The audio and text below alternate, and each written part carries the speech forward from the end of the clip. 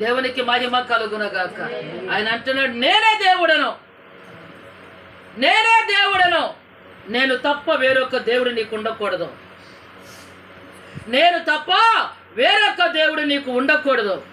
పైన ఆకాశం అందే కానీ, భూమి ఎందే కానీ, భూమి కింద నేల ఎందే కానీ ఏ రూపము నువ్వు చేసుకొనకూడదు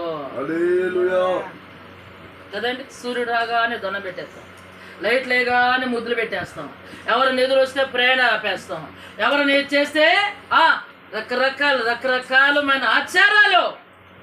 ఎక్కడ నువ్వు దేవుని కుమారుడు, ఎక్కడ దేవుని కుమార్తె, ఆచారాలు చేయకూడదు. ఆయన నిన్న నేడు నిరంతరముగా ఏకరీతిగా ఉన్న దేవుడు. ఆయన ఒక చోటుండి మరొక చోట లేని దేవుడు కాదు. ఆ సమస్త దేశమంతటా సంచరిస్తున్న దేవుడు. ప్రతి ఒక్కని ఆయన అగ్ని నేత్రములతో చూచుచున్న దేవుడు. ఆయన నువ్వేం చేస్తున్నావో, ఏం మాట్లాడుతున్నావో, ఎక్కడ కూర్చుని ఊసలాడుతున్నావో, ఎంత సమయం పోగొట్టుకుంటున్నావో అక్కడ ఉండి మొత్తము చూస్తున్నాడు ఆయన.